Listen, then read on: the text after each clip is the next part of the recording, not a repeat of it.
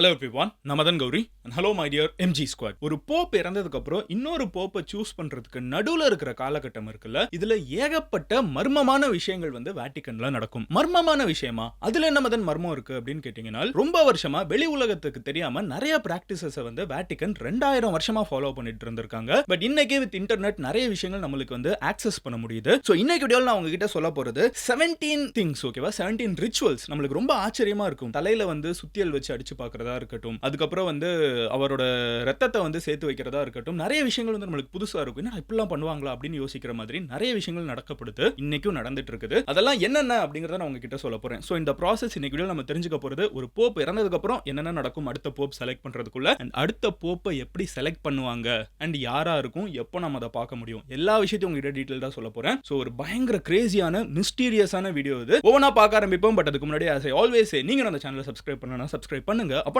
இந்த மாதிரி வேர்ல்டு ஃபுல்லா நடக்கக்கூடிய எல்லா மிஸ்டீரியஸான விஷயங்களும் என்னால உங்ககிட்ட ரொம்ப சிம்பிளா 10 நிமிஷத்துல சேர்க்க முடியும். ஓகேவா? ஆரம்பிக்கலாமா? முதல் விஷயம் என்ன அப்படின்னு பாத்தீங்கன்னா, நம்ம நேத்திக்கு வீடியோல டீடைல்டா ஒரு போப், இந்த போப் பிரான்சிஸ் அவர்கள் இப்போ இறந்தாங்கல்ல, அவங்க யாரு, என்ன, அவங்களோட வாழ்க்கை என்ன, ஒரு பவுன்சரா பப்ல வேலை பார்த்தவங்க எப்படி போப் ஆனாங்கங்கறது வரைக்கும் டீடைல்டா பேசணும். அவங்க ஃபியூச்சர்ல என்ன நடக்கணும் ப்ரெடிக்ட் பண்ணிருக்காங்கங்கறதையும் நம்ம பேசணும். பட் இப்போ அவங்க இறந்தாங்கல்ல, இறந்த உடனே வேட்டிகன் சிட்டில தான் அவங்க இருக்காங்க. நம்ம எல்லாருக்குமே தெரியும். சோ நூற்றுக்கணக்கான கிறிஸ்டியன்ஸோட ஒரே தலைவரா கன்சிடர் பண்ணக்கூடியவங்க அவங்க தான். சோ இப்படி இருக்கிறப்போ அவங்க இறந்ததுக்கு அப்புறம் பண்ணக்கூடிய முதல் விஷயம் என்ன, அவங்களுக்குன்னு இருக்கக்கூடிய காட் ஸ்விஸ் காட் அப்படின்னு சொல்லுவாங்க. ஒரு விதத்துல போப் வேட்டிகனோட ராஜாவும் கூட. சோ 2000 வருஷமா ஒரு ராஜா இறந்தாருன்னா நாட்டுல என்னென்ன நடக்குங்கிறது கூட நம்ம இதை வச்சு தெரிஞ்சுக்கலாம். சோ முதல் விஷயமா அவங்களோட காட்ஸ் இருப்பாங்க, அவருக்குன்னு பர்சனல் காட்ஸ் இருப்பாங்கல்ல, அவங்க வேலையில இருந்து அனுப்பப்படுவாங்க. அவங்களுக்கு இமிடியேட்டா சஸ்பென்ஷன் மாதிரி, ஓகே நீங்க திரும்பி போலாம், உங்களுக்கு இன்னைக்கு வேலை இல்லங்கிறது மாதிரி. அது சிம்பாலிக்கா என்ன ரெப்ரசென்ட் பண்ணுதுன்னா, இனிமே பாதுகாக்கிறதுக்கு போப் அங்க இல்ல, அவரோட உடல் தான் அங்க இருக்குது, அவரோட ஆத்மா இங்க உலகத்துல இல்ல,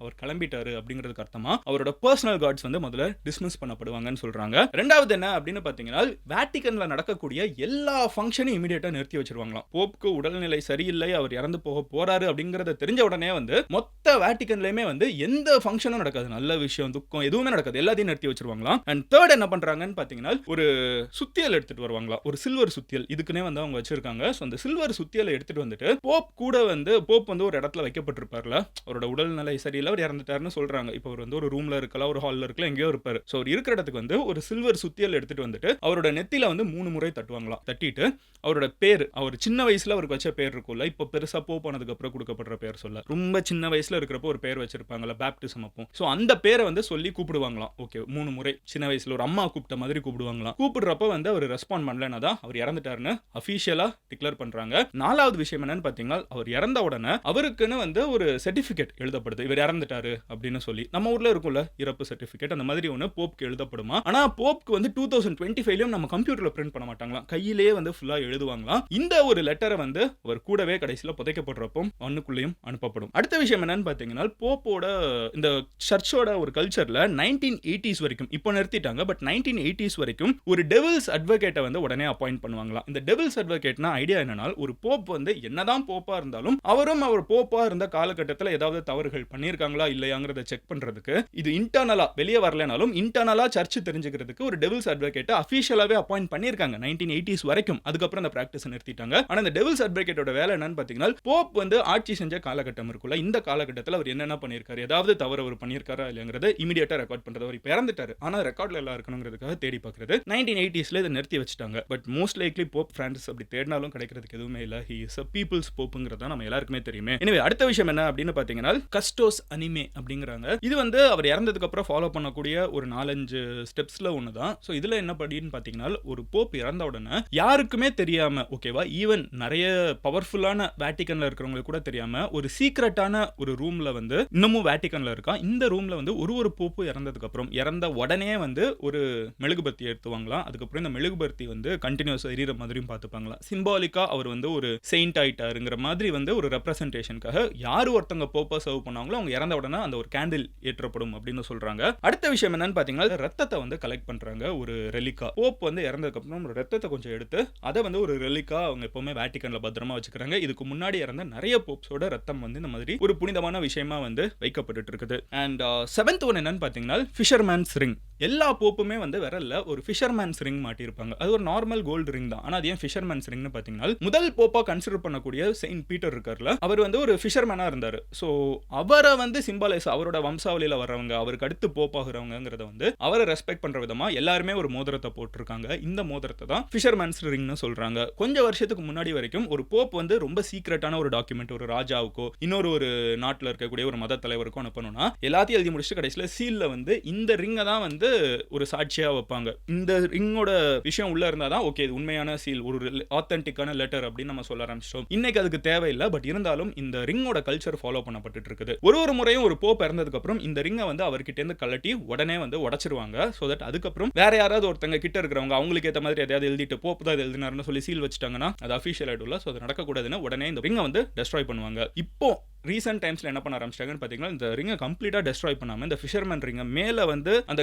கார்விங் இருக்குல்ல அதுதான் அந்த சிம்பலை கொடுக்கும். கரெக்டா இப்படி அழுத்துறப்போ அதை மட்டும் கம்ப்ளீட்டா கீறி விட்டுருவாங்க. So that it's not of use anymore. Next விஷயம் என்ன அப்படின்னு பாத்தீங்கன்னா மண்டேல இருந்து சாட்டர்டே வரைக்கும் இவரோட உடல் வந்து எல்லாரோட பார்வைக்காகவும் மௌனிங்காகவும் வைக்கப்பட்டிருக்குது. ஸோ கண்டினியூஸா சாட்டர்டே வரைக்கும் நிறைய மாஸ்லாம் அங்கே கண்டக்ட் பண்ணிருப்பாங்க அப்படின்னு சொல்லப்படுது. 9th ஒன் என்னன்னா 3 காஃபின் வந்து போப் உள்ள வச்சு புதைப்பாங்களாம். ஜென்ரலா ஒரு கடைசியில் புதைக்கிறப்போ ஒரு காஃபின்குள்ள தானே வச்சு புதைப்பாங்க. ஸோ அது 3 லேயரா இருக்குமா. ஃபர்ஸ்ட் லேயர்ல வுட், ஒரு டைப் ஆஃப் வுட், அதுக்கப்புறம் வந்து லெட் இருக்கும் அப்படிங்கிறாங்க, அதுக்கப்புறம் மறுபடியும் வுட் இருக்குங்கிறாங்க, ஓக், அந்த மாதிரி வந்து ரொம்ப ஹை எண்ட் வுட்டை வச்சு தான் புதைப்பாங்களாம். பட் இப்போ இந்த போப் இருக்காங்களா போப் பிரான்சிஸ் அவங்க என்ன பண்ணிருக்காங்கன்னு பாத்தீங்கன்னா இல்ல எனக்கு அதெல்லாம் வேணாம், எனக்கு நார்மல் ஜிங்க் காஃபின் போதும்னு சொல்லியிருக்காங்க. பட் இதுக்கு முன்னாடி இருந்த போப்ஸ் எல்லாருமே வந்து 3 லேயர்ஸ் ஆஃப் காஃபின் வச்சு தான் வந்து புதைக்கப்பட்டிருக்காங்க. அவங்களோட உடல் வந்து ரொம்ப நாளுக்கு பாதுகாக்கப்படும் நம்பப்படுது. நெக்ஸ்ட் பாயிண்ட் என்னங்கிறத பாக்குறதுக்கு முன்னாடி நம்ம எப்படி பல வருஷமா இருக்கக்கூடிய ஒரு கஸ்டம் என்ன, ஒரு சிஸ்டம் என்ன அப்படிங்கறத தெரிஞ்சுக்கிட்டு இருக்கோமோ நம்ம இன்னைக்கு நம்மளுக்கு தேவையான ஏஐ பத்தி கொஞ்சம் பார்ப்போம். ஒரு வேவ் ஆரம்பிக்கிறப்பமே அது மேல சர்ஃப் பண்ண ஆரம்பிக்கிறவங்க ஈஸியா அந்த வேவ் ரைட் பண்ணுவாங்க. இன்னைக்கு ஆரம்பிச்சிட்டு இருக்கிற வேவ் என்னன்னு பாத்தீங்கன்னா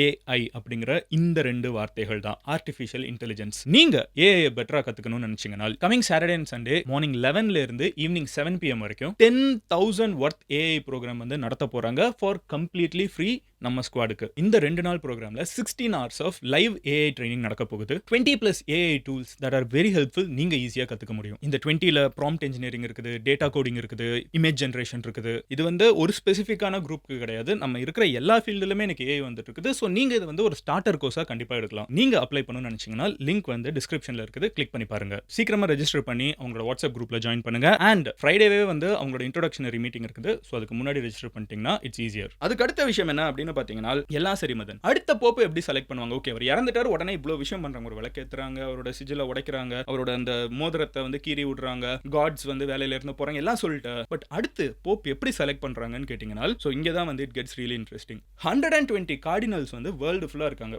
ரொம்ப முக்கியமான மத தலைவர்கள். இவங்க எல்லாருமே வந்து ஒன்னா சேர்ந்து வேட்டிகன்ல ஒரு ரூம்குள்ள போய் சாத்திடுவாங்க. ஓகேவா. ஸோ இந்த சாப்பல்குள்ள போய் அவங்க சாத்தினதுக்கு அப்புறம் வேர்ல்டோட மோஸ்ட் சீக்ரெட் எலெக்ஷன் கண்டக்ட் பண்ணப்படுது. ஸோ வெளியில இருந்து யாருக்குமே வந்து உள்ள இன்ஃப்ளூயன்ஸ் பண்ண முடியாது, இவர் அடுத்த போப்பா எடுங்க, அவர் எடுத்த போப்பா எடுங்கன்னு. பட் இந்த 120 பேருமே வந்து யாராவது ஒருத்தங்களுக்கு மெஜாரிட்டியா ஓட் பண்ணணும். இதுதான் அங்க இருக்கிற லாஜிக். 2/3 மெஜாரிட்டி எதிர்பார்ப்பாங்க, இல்லைன்னா அதுக்கப்புறம் சிம்பிள் மெஜாரிட்டியாவது எதிர்பார்ப்பாங்க. ஸோ அவங்க எல்லாருமே ஒரு மனதா யாரை சூஸ் பண்றாங்க, மெஜாரிட்டி யாரை சூஸ் பண்றாங்கிறத பாக்குறதுக்கு வெயிட் பண்ணிருப்போம். இதுல என்ன ஃபன்னான பார்ட்னு பாத்தீங்கன்னா அவங்களுக்கே கூட ஓட் போட்டுக்கலாம். ஆனா ஜெனரலா அப்படி யாரும் பண்ண மாட்டாங்க, ஏன்னா அது இறை பண்ணிங்கிறதுனால அடுத்தவங்க யார் இதுக்கு சரியான ஆள்னு சொல்லிட்டு சூஸ் பண்றதா ஒரு முக்கியமான ஒரு எலெக்ஷன். இது வந்து க்ளோஸ்டா நடக்கும். அண்ட் அந்த எலெக்ஷன் அந்த சாப்பல்ல நடக்கிறதுக்கு முன்னாடி யார்கிட்டயும் ஃபோன் இருக்கான்னு செக் பண்ணுவாங்க, பக் ஏதாவது வச்சிருக்காங்களாங்கிறது வரைக்கும் கம்ப்ளீட்டா செக் பண்ணிட்டு தான் உள்ளுக்குள்ள வந்து ஈக்காக்கா போக முடியாத அளவுக்கு கம்ப்ளீட்டா அவங்கள மட்டும் அந்த ரூம்குள்ள விட்டுட்டு இப்போ சூஸ் பண்ணுங்கன்னு சொல்லிட்டு எல்லாத்தையுமே கட் பண்ணி விட்டுறாங்க. வெளியில வந்து ஒரு புகை மட்டும் அதுல இருந்து வெளியே வரக்கூடிய சிம்னி இருக்குது. அந்த சிம்னில வந்து கருப்பு புகை வந்துகிட்டே இருக்கிற வரைக்கும் போப் செலக்ட் பண்ணப்படவில்லைன்னு உலகத்துக்கு தெரியும். ஒரு வெள்ளை புகை வர ஆரம்பிச்சிருச்சுனா இப்போ அந்த பேலட்லாம் இருக்குல்ல, ஓட்டு போடுறல பேப்பர் இருக்குல்ல, அது எல்லாத்தையும் ஒன்னா போட்டோம்னா ஒரு வெள்ளை கலர் உருவாகுங்கிறாங்க. ஃபைனலா அந்த வெள்ளை கலர் புகை வந்துருச்சுன்னா போப் கிடைச்சிட்டாரு அப்படின்னு அர்த்தம். அப்போ வேர்ல்டே வெயிட் பண்ணும் யார் அடுத்த போப் அப்படிங்கறத பாக்குறதுக்கு. இது இன்டர்நெட் மூலமாவோ எது மூலமாவோ தெரிஞ்சுக்க முடியாது, அவ்வளவு பிரைவேட்டா நடக்கும். 11th ஒன் என்ன அப்படின்னு பாத்தீங்கன்னா கிங் மேக்கர் கார்டினல்னா அப்படி ஒருத்தர் இருப்பாரு. ஜெனரலாவே வந்து ஒரு போப் இறந்து போகிறதுக்கு முன்னாடி அடுத்து யார் தான் வரணும், ஏன்னா இங்க இருக்கிற தலைவர்கள் யாருன்னு தெரியும், இதுல தான் யாராவது ஒருத்தவங்க வரணுங்கிறது போப்புக்கும் தெரியும். சோ மோஸ்டா இறந்து போகக்கூடிய போப் வந்து என்ன பண்ணுவார்னால் அடுத்து இவர் போப் ஆனா நல்லா இருக்கும்னு சொல்லிட்டு சில பேர் ஆல்ரெடி அலைன் பண்ண ஆரம்பிச்சிருவாங்களாம். இது அபிஷியலா சொல்லப்படலைனாலும் இது ஒரு தியரி, சோ ஒரு கான்ஸ்பிரசி தியரி மாதிரி வச்சுக்கோங்களேன். அடுத்து இவர் தான் வரணுங்கிறதுக்கு அவருக்கு ஏத்த மாதிரி ஆல்ரெடி நிறைய பேரை செட் பண்ணி வச்சுட்டு தான் தான் போவாங்களாம். இந்த ஒரு கிங் மேக்கர் கார்டினல் வந்து ஜெனரலா அவரே போப் ஆகணும்னு நினைக்க மாட்டாரு. ஆனா அவர் வந்து மத்த இருக்கக்கூடிய கார்டினல்ஸ் எல்லாத்தையுமே வந்து வோட்டர்ஸ் எல்லாத்தையுமே ஒண்ணா சேர்த்து இவரை தான் நம்ம அடுத்து தலைவராக்கணும்னு முந்தின போப் ஆசைப்பட்டிருக்காருன்னு சொல்லி முதல்லயே கூட செட் பண்ணி வைக்க கூட வாய்ப்பு இருக்குன்னு சொல்லப்படுது. 12th ஒன் என்ன அப்படின்னு பாத்தீங்கன்னா ரூம் ஆஃப் டியர்ஸ், கண்ணீர் ரூம். இது என்ன புதுசா இருக்குன்னு தானே கேக்குறீங்க. நான் சொன்ன மாதிரி அடுத்து இவர் தான் போப்னு சொல்லிட்டு அந்த க்ளோஸ்டு ரூம்ல செலக்ட் பண்றாங்கல்ல, அந்த வெள்ள புகை வெளியே வருது, போப் செலக்ட் ஆயிட்டாரு. செலக்ட் ஆனதுக்கு அப்புறம் என்னன்னு பாத்தீங்கன்னா இந்த போப் யார் அடுத்த போப்பா வர போறாரோ அவரை வந்து ஒரு ரூமுக்கு உள்ள கூப்பிட்டு போவாங்களாம். இது வந்து அந்த சாப்பல்ல இருக்குது. இந்த ரூமோட பேர் தான் ரூம் ஆஃப் டியர்ஸ், கண்ணீர்களின் அறை. இந்த இடத்துக்குள்ள போனதுக்கு அப்புறம் அவரு மனம் விட்டு அழுகிறதுக்கு கொஞ்ச நேரம் கொடுப்பாங்களாம். அண்ட் மொத்த வேட்டிகன்லயே வந்து அதிகமா சவுண்ட் ப்ரூஃப் பண்ணப்பட்ட ரூம் இதுதான் சொல்றாங்க. இந்த ரூம்க்குள்ள அவர் எவ்வளவு நாள் அழுகலாம். ஏன்னா வந்து அவர் தான் அடுத்த போப். 2000 வருஷமா கண்டினியூஸா வந்துட்டு இருக்கிற ஒரு ட்ரெடிஷன்ல ஒருத்தர் அடுத்த உலகத்திலே 130 கோடி பேர் கத்தோலிக்ஸ் இருக்காங்க. அத்தனை பேருக்கும் தலைவர்னு சொல்றப்ப அவங்க எவ்வளவு இமோஷனலா இருப்பாங்க. எல்லாரும் முடியும் அழுதுற கூடாதுங்கிறதுக்காக ஒரு ரூம் ஆஃப் டியர்ஸ்னு ஒன்று வச்சிருக்காங்க. அங்க போய் அழுது முடிச்சதுக்கு அப்புறம் அவர் அங்க கொஞ்சம் ரிலாக்ஸ் பண்ணிட்டு மறுபடியும் இப்ப மக்களை சந்திக்கிறதுக்கு ஃபர்ஸ்ட் டைம் மக்களை பாக்குறதுக்கு ரெடி ஆவாராம். அப்படி ரெடி ஆகிறப்போ தான் next crazy thing is there. 14th one என்னன்னு பாத்தீங்கன்னா 3 சைசஸ் ஆஃப் ட்ரெஸ் இருக்குமா. ஸோ போப் வந்து எவ்வளவு உயரமா இருப்பாரு, என்ன சைஸ்ல இருப்பாருன்னு யாருக்கும் தெரியாது. ஸோ எல்லாத்துக்கும் ரெடியா இருக்கணும்னு சொல்லிட்டு ஆல்ரெடி அங்க சர்ச் வந்து 3 டைப் ஆஃப் ரோப்ஸ் வந்து வச்சிருப்பாங்க. 3 டைப் ஆஃப் ட்ரெஸ் வச்சிருப்பாங்க வேற வேற சைஸ்ல. ஓகேவா. ஸோ அந்த போப் வந்து குள்ளமா இருந்தாருன்னா அதுக்கேற்ற மாதிரி ஒரு ட்ரெஸ், உயரமா இருந்தாருன்னா ஒரு ட்ரெஸ், ஒல்லியா இருந்தாருன்னா ஒரு ட்ரெஸ், குண்டா இருந்தாருன்னா அதுக்கேற்ற மாதிரி அட்ஜஸ்ட் பண்ணிக்கிறதுக்குன்னு சொல்லிட்டு ஸோ 3 டைப் ஆஃப் ட்ரெஸ் இருக்கும். அது எது வேணுமோ அவர் எடுத்து போட்டுக்கிட்டு அவருக்கு ஏற்ற மாதிரி ஃபிட் பண்ணிட்டு உடனே அவர் வெளியே வந்து பப்ளிக்கை பார்க்கணுங்கிறதுக்காக 3 டைப்ஸ் ஆஃப் ட்ரெஸ் வச்சிருப்பாங்க. யாருன்னு தெரியலங்கிறதுனால 3 டைப்பும் அங்கே எப்பவுமே ரெடியா இருக்குங்கிறாங்க. அண்ட் அடுத்த விஷயம் என்ன, ஸ்டார்டிங்ல நான் சொன்னேன்ல போப் வந்து இறந்த உடனே ஸ்விஸ் காட் வந்து வேலையை விட்டு போயிடுவாங்கன்னு. இப்போ மறுபடியும் ஸ்விஸ் காட் வந்து அப்பாயிண்ட் பண்ணப்படுவாங்க. போப் ரெடியான உடனே வந்து அவங்க வேலைக்கு வந்து மறுபடியும் ஜாயின் பண்ணிடுவாங்க. So long live the king அப்படின்னு சொல்லுவாங்க. ஸோ மன்னனோட பேர் வந்து மாறிட்டே இருக்கும். ஆனால் மன்னன் நினைக்கும் நல்லா இருக்கணுங்கிறது இதோட ஐடியா. ஸோ ஸ்விஸ் காட் வந்து போப்புக்கு தான் ஸ்விஸ் காட், ஒரு தனி நபருக்கு கிடையாது, அந்த போப்புங்கிற பதவிக்கு. ஸோ ஒருத்தர் போனவனா போப் போயிட்டாருன்னு வராங்க, புதுசா ஒருத்தர் போப் பண்ணவனா மறுபடியும் வந்து இவங்க காட் பண்ண ஆரம்பிச்சிடுறாங்க. பேசிக்கா பாதுகாப்பு கொடுக்க ஆரம்பிச்சிடுறாங்க. அண்ட் 15th ஒன் என்னன்னு பாத்தீங்கன்னா இறந்து போகிற போப் வந்து இறந்து போகிறதுக்கு முன்னாடி ஒரு லெட்டர் எழுதுவாராம். உலகத்துல அவர் யாருக்கனுக்கும் தெரியாது, அடுத்த போப்புக்கு மட்டுமே கொடுக்கப்படும். அவர் வந்து அந்த சீக்ரெட்டான லெட்டரை வாசிச்சுக்கிட்டு அவர் என்னென்ன பண்ணணுமோ பண்ணுவாரு. ஸோ இந்த லெட்டர்ல உள்ள என்ன இருக்குது, ஒரு போப் இன்னொரு போப்புக்கு என்ன சொல்றாரு உலகத்துல யாருக்குமே தெரியாது. There is one more conspiracy theory. இது எனக்கு வந்து கொஞ்சம் டவுட்ஃபுல்லா இருந்தாலும் நான் சொல்றேன். ஒரு புக் இருக்குது வேட்டிகன்ல. இந்த புக் வந்து சர்ச்சோட எல்லா சீக்ரெட்ஸையும் கொண்ட புக் ஒன்னு. அந்த புக் வந்து போப் மட்டும் தான் வாசிக்கிற மாதிரி ஆக்சஸ் இருக்கும்னு வந்து சில கான்ஸ்பிரசி தியரி வாசிக்க முடியுது. அது எனக்கு தெரியல. பட் இந்த லெட்டர் மேட்டர் உண்மையிலே நடக்குது. அடுத்த விஷயம் என்னன்னு பாத்தீங்கன்னா நிறைய பேர் என்ன நினைக்கிறாங்கன்னா போப்க்கு வந்து பாடி டபுள் இருக்காங்கன்னு. ஸோ போப் வெளியே வராரா, மக்களோட போகணுமா, ஆனா ஒருவேளை வந்து அவருக்கு ஏதாவது ரிஸ்க் இருக்குன்னா எவனாவது ஒருத்தன் கால் பண்ணி நம்ம ஸ்கூல்லையே குண்டு வச்சிட்டேன்னு சொல்றான், அங்க ஏதாவது சொல்லிட்டானா அந்த மாதிரி நேரத்துல ஒரு பாடி டபுள் அவரை மாதிரியே இருக்கக்கூடிய இன்னொரு ஒரு நபர் வந்து பப்ளிக்கோட இன்டராக்ட் பண்ணிருப்பாரு. ஆனா மக்களுக்கே அது தெரியாதுன்னு ஒரு கான்ஸ்பிரசி தியரி இருக்குது. இது அபிஷியலா போப் வந்து ஒத்துக்கலைனாலும் எந்த சர்ச்சும் ஒத்துக்கலைனாலும் இது வந்து அங்க இருக்கக்கூடிய போட்டோகிராஃபர்ஸ்லாம் இருப்பாங்கல்ல, அவங்க வந்து ரொம்ப ஈஸியா இல்ல இன்னைக்கு வேற ஒருத்தர் வந்து நிக்கிறாரு, அவர் போப் இல்லங்கிறத பாஸ்ட்ல சொல்லியிருக்காங்க. அண்ட் லாஸ்ட் விஷயம் என்னன்னு பாத்தீங்கன்னா this is an absolutely Crazy incident. ஓகேவா. இதுக்கும் இன்னைக்கு நடக்கக்கூடிய போப்போட ட்ரெடிஷனுக்கும் சம்பந்தம் இல்ல. பட் இது எவ்வளவு பவர்ஃபுல்லான போஸ்ட்ங்கிறதுக்கு நான் ஒரு எக்ஸாம்பிள் சொல்றேன். இயர் 1897 ஒரு போப் வந்து இறந்து போயிடுறாரு. அடுத்து இன்னொரு ஒரு போப் ஆட்சிக்கு வராரு. இந்த புதுசா வர்ற போப்புக்கு வந்து முந்தின போப்பை சுத்தமா பிடிக்காது. ஸோ அவர் என்ன பண்றாருன்னு பாத்தீங்கன்னா அவர் மேல நிறைய தப்பு இருக்குது, அவர் மேல கேஸ் இருக்குது, அவர் எடுத்துட்டு வாங்கன்னு சொல்லிட்டு ஒரு புதைக்கப்பட்ட போப்போட உடலை வெளியே எடுத்துட்டு வந்து ஒரு ப்ராப்பர் ட்ரையல் கோர்ட்ல நடத்த மாதிரி ஒரு ட்ரையல் நடத்தி முடிச்சு அதுல அவர் மேல தப்பு இருக்குன்னு ப்ரூவும் பண்ணப்பட்டு ஒரு இறந்த போப்போட கையை வந்து துண்டு துண்டா வெட்டி தூக்கி போட்டிருக்காங்க அவரோட உடலையும். இது வந்து வரலாற்றுல 1100 வருஷத்துக்கு முன்னாடி நடந்திருக்குது. இதுல என்ன தெரியுதுன்னா புதுசா வர்ற போப் வந்து யாரையோ இல்ல முந்தின போப்பையே எந்த அளவுக்கு என்னனாலும் பண்ற அளவுக்கு பவர் இருந்திருக்குது. அண்ட் இன்னைக்கு வந்து ரொம்ப புனிதமா நம்ம பார்த்துட்டு இருக்கக்கூடிய இந்த ஒரு பட்டம் எல்லா காலத்துக்கட்டிலும் புனிதமா தான் பட்டிருக்குது. ஓகேவா. ஆனா சம்டைம்ஸ் இன் ஹிஸ்டரி இந்த மாதிரி சில கஷ்டமான நிகழ்வுகள் நடந்திருக்குது. சில போராளிகள் வந்து போப் ஆயிருக்காங்க, ஒரு பெண் போப் இருந்திருக்காங்கன்னு ஒரு கான்ஸ்பிரசி தியரி இருக்குது. இந்த மாதிரி நிறைய விஷயங்கள் இதுல ஹிஸ்டரியா இருக்குது. இந்த ஹிஸ்டரி இன்னமும் மாடர்ன் டே வேர்ல்டுல கண்டினியூ ஆயிட்டு இருக்குங்கிறப்போ நம்மளுக்கு ஒரு மன்னன் ஆட்சி காலகட்டத்தில் உலகம் எப்படி இருக்குங்கிறத தெரிஞ்சுக்கிறதையும் காமிக்குது. It's Crazy absolutely. நாளைக்கு நான் உங்களோட ஒரு வீடியோல பார்க்குறேன். அண்ட் வர சனிக்கிழமை வந்து போப் வந்து அடக்கம் செய்யப்படுவார்னு எதிர்பார்க்கப்படுது. அண்ட் நாளைக்கு நான் வேற என்ன டாபிக் பேசணும், அடுத்து நான் எதை பத்தி பேசணுங்கிறத கமெண்ட்ல சொல்லுங்க. உங்க ஃப்ரெண்ட்ஸ் யாராவது இந்த கிறிஸ்டியானிட்டியில இந்த போப் பத்தின விஷயங்கள் எல்லாம் ரொம்ப எக்ஸைட்டடா இருப்பாங்கன்னா அவங்க கிட்ட இந்த வீடியோ ஷேர் பண்ணுங்க. they will definitely be happy. இந்த வீடியோவுமே நேத்திக்கு 1000 பேர் வந்து இதை பத்தி பேசுன்னு சொன்னதுனால தான் நான் பேசியிருக்கேன். ஸோ அடுத்து நான் எதை பத்தி பேசணுங்கிறது கமெண்ட்ல சொல்லுங்க. நீங்க பர்சனலா நான் ஃபாலோ பண்ணணும்னு நினைச்சீங்கன்னா இன்ஸ்டாகிராம்ல மதன் கோரின்னு சொல்லி சர்ச் பண்ணுங்க. It's a verified profile. நீங்க எந்த சோஷியல் மீடியானாலும் என்ன ஈஸியா ஸ்பாட் பண்ணலாம். அங்க வந்து ஃபாலோ பண்ணுங்க. அண்ட் இன்னைக்கு வீடியோவை ஸ்பான்சர் பண்ணது அவுட்ஸ்கில். இதான் வேர்ல்டுலயே one of the first AI focused education platform backed by some of the most renowned AI founders. And இதை நீங்க ஆக்சஸ் பண்ணி பார்க்கிறதுக்கு டிஸ்கிரிப்ஷன்ல இருக்க லிங்கை கிளிக் பண்ணி பாருங்க.